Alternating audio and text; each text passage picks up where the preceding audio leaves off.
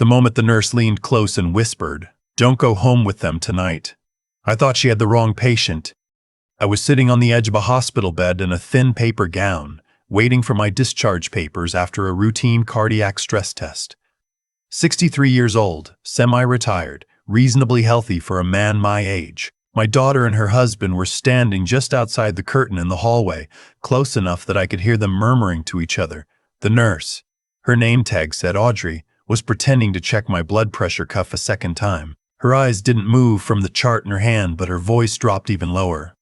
I heard them talking by the elevator. "Please, don't go home with them tonight." Then she straightened up, smiled at me like nothing had happened, and walked out through the curtain. I should tell you something about who I am before I tell you what happened next. My name is Walter.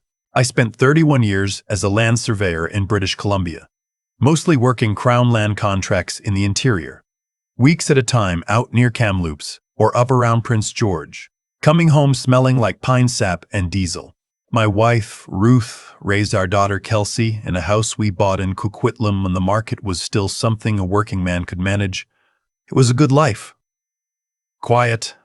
The kind of life where nothing too dramatic ever happens to you, and you're mostly grateful for that. Ruth died 4 years ago. Ovarian cancer diagnosed in February, gone by September. 7 months, and then just gone. I don't have words for that kind of loss that don't sound like every other person's description of grief, so I'll just say it left me hollowed out in ways I'm still discovering. After Ruth died, Kelsey and her husband, Marcus, started coming around more.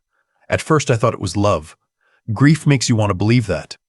Marcus had grown up outside of Calgary, the kind of man who always had an angle, always had a plan, always seemed to be optimizing something. He sold commercial insurance and he was good at it, which meant he was good at making people feel comfortable right up until the moment they realized what they'd agreed to. I never warmed to him. Ruth had, though, and I trusted her judgment. After she was gone, I tried to give him the benefit of the doubt. The visits became more frequent over the first year. Then Kelsey started dropping comments into conversation. Little ones at first. "Dad, this house must be a lot to manage on your own. And have you thought about what you want to do with everything long term?" Then Marcus started sitting me down over coffee with printed sheets about something called a representation agreement, the British Columbia version of a power of attorney, explaining that it was just smart planning, that everyone does it, that given my age and being on my own, it would protect me. I signed it. I'm not proud of that, but I was 61 years old, still raw from losing Ruth, and my daughter was sitting across the table from me, looking concerned and patient and loving, and I thought, this is what family does. This is exactly what Ruth would have wanted. What I didn't know, what I wouldn't understand for another 18 months, was that the moment I signed that document, something shifted in the way Marcus looked at me. I just didn't recognize it yet. The house is the thing. I should explain the house. When Ruth and I bought it in 1987, we paid $178,000. That sounded like an enormous amount of money at the time. It has since become, through no brilliance of mine, just the particular madness of the Metro Vancouver real estate market, worth somewhere north of $2 million. I also have a decent RRSP, a modest pension from my years of government surveying contracts, and Ruth's life insurance payout, which I hadn't touched because I couldn't quite bring myself to spend money that came from her death. Marcus knew all of this. I understand now that he had known all of it for a very long time. About 6 months before the hospital visit, things started changing in small ways I couldn't quite name. Marcus began suggesting I see a doctor more regularly. Just for peace of mind, Walter, at your age. Kelsey started asking questions about how I was sleeping, whether I ever felt confused, whether I'd had any falls. A man from their church, I'd met him once at a barbecue, suddenly started calling me to chat. His name was Darren, and he was warm and friendly, and I only understood later that he was a financial advisor Marcus had introduced into my life. I came home from groceries one afternoon to find Marcus in my home office. He said he'd been looking for a pen. My filing cabinet, where I keep insurance documents, the deed to the house, investment statements, was slightly open. I noticed. I said nothing. Then came the cardiac stress test. My GP had ordered it as a precaution. I'd mentioned some occasional shortness of breath. Probably nothing, definitely worth checking. Kelsey insisted on driving me. Marcus came too, which I thought was unusual. They sat with me through the waiting, brought me a coffee from the Tim Hortons cart in the lobby, and fussed over me in a way that felt almost performed. When they took me back for the test, Kelsey squeezed my hand and said, "We'll be right here." The test itself was unremarkable. My heart was fine, the cardiologist said. A little stiff with age, nothing to worry about. Come back in 2 years. It was while I was waiting for my discharge papers that the nurse named Audrey came in. The curtain opened and Kelsey appeared, her face arranged into something that looked like a smile. "Ready to go, Dad?" I looked at her, really looked at her. And I tried to find the little girl who used to fall asleep on my shoulder during long drives up the Sea to Sky highway. I couldn't quite locate her in this woman's expression. "Give me another minute," I said. "My back is stiff from the table." She nodded and let the curtain fall. I sat there in that thin paper gown, and I thought about what Audrey had said. I thought about the filing cabinet. I thought about Darren, the financial advisor. I thought about the representation agreement sitting in a drawer at a law office in Burnaby with my signature on it. I thought about the coffee they'd brought me from Tim Hortons. I hadn't finished it. I'd set it down when they called my name, and I'd forgotten about it. It was still sitting on the plastic chair in the waiting area. I don't know if that thought was rational. I don't know if what was moving through me in that moment was intuition or paranoia or grief or all three. But I decided something in that hospital room, sitting alone on a crinkle of paper with my heart, apparently, fine, beating steadily in my chest. I decided I was going to pay attention. I went home with them that night. I had to. If I suddenly refused, they would know something had changed. So I got in the back seat of Marcus's Audi and watched the suburbs roll past. And I was pleasant and a little tired, and I said my back was giving me trouble, and I went to bed early. I lay there in the dark for a long time. The next morning, I called my friend Leonard. We'd known each other since the survey crew days. He was retired now, too, living over in Langley with his second wife. Leonard was not a lawyer, not a financial advisor, not any kind of professional. He was just a man I had trusted for 30 years, which at that moment felt more valuable than any credential. I told him everything. He was quiet through most of it. When I finished, he said, "Walter, you need to talk to a lawyer before you do anything else. Not the one Marcus introduced you to. A different one." That was good advice. I found a solicitor named Hugh Carmichael through the Law Society of British Columbia's referral service, a man I had never met, with no connection to anyone in my life. I took the bus to his office in New Westminster on a Tuesday morning, and I told him the same story I'd told Leonard. He listened carefully and he asked precise questions, and at the end he said 2 things that I wrote down in the small notebook I'd started carrying in my jacket pocket. The first thing he said was, "The representation agreement you signed can be revoked. Here's how we do that." The second thing was, "If what you're describing is accurate, this may constitute financial abuse of an older adult under the Adult Guardianship Act. But we're going to need evidence. Getting evidence when you suspect your own daughter and her husband of plotting against you is one of the loneliest things I have ever done. Lonelier than those weeks in the field when I was young and the radio was out and the nearest town was 4 hours away. Lonelier than the nights after Ruth died when I would wake at 3 a.m. and reach across the bed before I remembered. I didn't know what I was looking for exactly. I just started paying attention to everything. I began keeping notes. Dates, times, conversations, anything that felt significant. I wrote them in that small notebook, and then I photographed each page with my phone and emailed the photos to Hugh. It felt paranoid, and it also felt necessary. I started being careful about what I ate and drank when Kelsey and Marcus were around. I hated myself for it. I hated that this was where we had arrived, me checking my own coffee cup, my own water glass, watching my daughter's hands, but Audrey's words had never left me. I heard them talking by the elevator. I didn't know what she'd heard. I had no way to reach her. I'd gone back to the hospital and asked, and I was told that no nurse by that name was currently on staff on that floor. Maybe she'd been afloat. Maybe she'd moved on, but she'd said what she said, and I couldn't unhear it. About 3 weeks after the hospital visit, I was in Kelsey and Marcus's house for Sunday dinner. I excused myself to use the bathroom and took a wrong turn, deliberately, down the hallway, past Marcus's home office. The door was open a few inches. I didn't go in, but I could see the desk, and on the desk was a printed document. I could read enough from the doorway to recognize the header. It was a real estate listing assessment for my house. I took a photograph through the gap in the door and walked back to the bathroom. That photograph went to Hugh the same night. Hugh moved carefully, and I am grateful for that.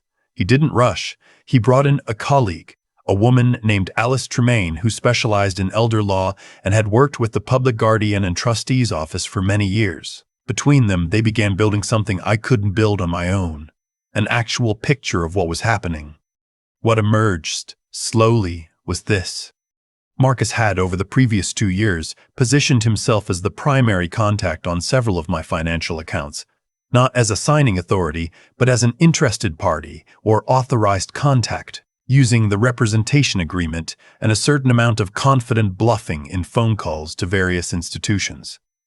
He hadn't actually moved any money yet, but the infrastructure was in place. The pathways were cleared. There was also a conversation that Hugh's investigator, a former RCMP officer named Boyd, who now worked private files, managed to document. Boyd had been monitoring Marcus's activities at my request, and through a combination of patience and good timing, he obtained a recording of a conversation between Marcus and a man I didn't recognize, made in a parking garage in Burnaby. The other man turned out to be a notary, not one with a clean record. I won't repeat what was on that recording word for word. What I'll say is that Marcus described a plan to have me assessed for cognitive decline by a physician he had already spoken to, use that assessment to trigger the representation agreement, liquidate my RRSP and the house, and move the proceeds into an account structure that he and Kelsey would control. He said, and this is the part that stayed with me, that I still hear sometimes when the house is quiet. He said that I was already past the useful stage anyway. I had to read that twice when Hugh showed it to me. I sat in his office in New Westminster, and I read it twice, and I didn't cry, which surprised me. I just felt very still, like the moment before a survey reading, when you hold your breath so the instrument doesn't shake. I want to be clear about something. I didn't go to the police immediately, and people have asked me why. The answer is complicated. Part of it was Hugh's advice. He wanted the civil case solid before we triggered anything criminal, so that there was no possibility of Marcus destroying records or moving money in a panic. Part of it was Boyd, who had worked enough fraud cases to know that you only get one shot at this kind of thing, and you cannot afford to move too early. But part of it, and I'll be honest about this even though it isn't comfortable, was Kelsey. She was still my daughter. Whatever she had become inside this marriage, whatever Marcus had shaped her into or brought out of her, she had once been the 7-year-old who made me a Father's Day card out of macaroni and glitter and presented it to me with such gravity, like it was the most important document she had ever prepared. I needed a moment to grieve that person before I could do what came next. That moment lasted about a week. Then I called Hugh. We moved on a Thursday in October. Hugh had coordinated with a lawyer from the BC Securities Commission, with the financial institutions that held my accounts, and at the right moment with the RCMP's Financial Crime Unit out of Surrey. Boyd had everything organized. It was, from the outside, I imagine, completely unremarkable. A quiet Thursday in October. Some phone calls, some documents filed, some accounts frozen. From the inside, it felt like watching a tide go out. The representation agreement was formally revoked. My accounts were locked against any external contact. A letter went to the notary Marcus had been working with. Boyd's recording, along with the documentation Hugh and Alice had assembled, went to the Financial Crime Unit. I changed the locks on my house that same evening. A locksmith came at 4 p.m, and I stood in the hallway and watched him work and felt something that wasn't quite relief and wasn't quite sadness. Something between the two. Something like clarity. Kelsey called me the next morning. I let it go to voicemail. She called again that afternoon, and again that evening. Her voice on the messages moved through several registers, concerned, then confused, then frightened, then something harder that I recognized as the voice she used when she felt caught. Marcus didn't call. I hadn't expected him to. The charges, when they came, were laid under the Criminal Code of Canada: fraud over $5,000 and criminal breach of trust. The notary cooperated quickly, which I understand is common when people realize the walls are actually closing. Marcus maintained for some time that it had all been misunderstood, that he was protecting me, that he had my best interests at heart. Boyd said he'd heard some version of that in every financial fraud case he'd ever worked. Kelsey hired a lawyer. There were months of proceedings that I will not detail here because they were exhausting and they felt less like justice and more like an endless formal version of grief. In the end, Marcus received a conditional sentence, which in Canada meant he served it in the community, under strict conditions, with a criminal record and a restitution order, and no possibility of working in any financial services capacity again. The notary lost his certification. Kelsey was not charged, a decision I had no control over, and about which I have complicated feelings I have not yet finished sorting through. We have not spoken since the October morning when I let her calls go to voicemail. I revoked the representation agreement, obviously. I also worked with Hugh to restructure everything properly. A formal estate plan with independent trustees, proper beneficiary designations, the whole thing done carefully and with people who had no connection to my personal life. My neighbor's daughter, who was a chartered accountant in Abbotsford, helped me understand what I was signing this time. I sold the house in the spring, not because I had to, because I wanted to.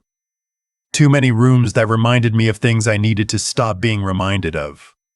I bought a smaller place in Penticton, on the east side of Okanagan Lake. It has a proper view of the water and a small yard in winters I can actually walk through without cracking ice off my front steps. I think about Audrey sometimes, the nurse who wasn't there when I went back to look for her. I've never found any trace of her. Not in the hospital directory, not on any staff list I was ever able to access. I don't have an explanation for that, and I've stopped looking for one. What I know is that she was real, and she said what she said, and I chose to listen, and that choice changed the outcome. I think about that macaroni card from Father's Day.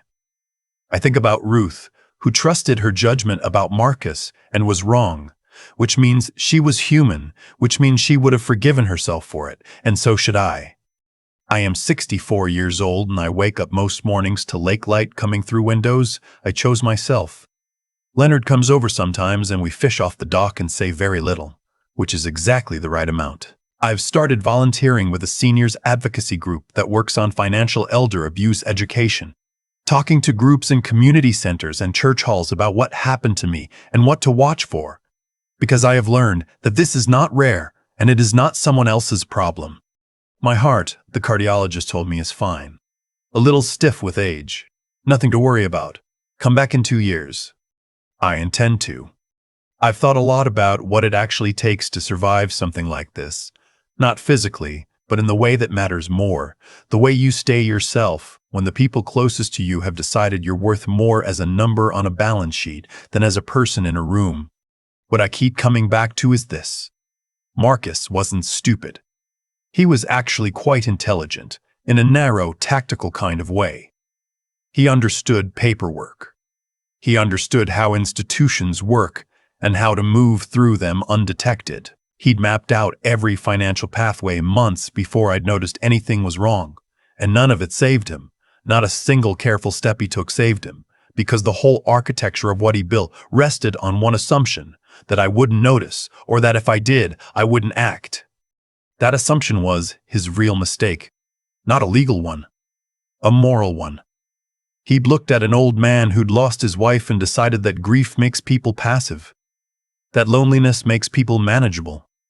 He confused my trust for weakness and my quietness for obliviousness, and I think that kind of contempt, the contempt that lets you look at your own father-in-law and say he's past the useful stage, doesn't come from nowhere. It comes from spending years treating other people as means to an end rather than as whole human beings with their own interior lives. That's not a legal failing. That's a character one. And character has a way of determining outcomes over time, even when it seems like cleverness is winning. What saved me wasn't luck. I want to be clear about that. Audrey said what she said, yes, and I'm grateful for it every day. But hearing a warning and actually listening to it, those are two different things. I could have told myself I was being paranoid. I could have gotten in that Audi and gone home and accepted the coffee and gone to bed and told myself that my daughter loved me, and that was enough. A lot of people do exactly that, and I understand why. It's easier. It's less painful, at least for a while. What I chose instead was to think carefully, to move slowly, to find Hugh and Leonard and Boyd and trust them. Not blindly, but with my eyes open, the way you trust someone when you've checked their credentials and watched how they work and decided their judgment is sound. That kind of measured, deliberate thinking is hard when you're also frightened and heartbroken and trying to behave normally at Sunday dinner while your son-in-law passes you the potatoes. It requires you to hold two things at once, the grief and the clarity. I don't know where I found that. Maybe from 30 years of field work, where the conditions are never ideal and you take your readings anyway because the reading is still true. And then there's the question of what you do after. I didn't disappear into bitterness. I'm not saying I wasn't angry. I was for a long time, and some of it is still there, quiet and settled at the bottom of things. But I decided that anger wasn't somewhere I wanted to live. The advocacy work I do now, talking to other seniors about what financial abuse looks like and how to protect themselves. That came from somewhere I can only describe as a refusal to let what happened to me be wasted. If I went through all of it, and the only result was a smaller house and a criminal record for Marcus, that would feel incomplete. Using it to help someone else recognize the signs before it's too late, that feels more like the right ending. Walter is 64 years old and watching lakelight come through windows he chose himself, and that is enough. For now, that is exactly enough.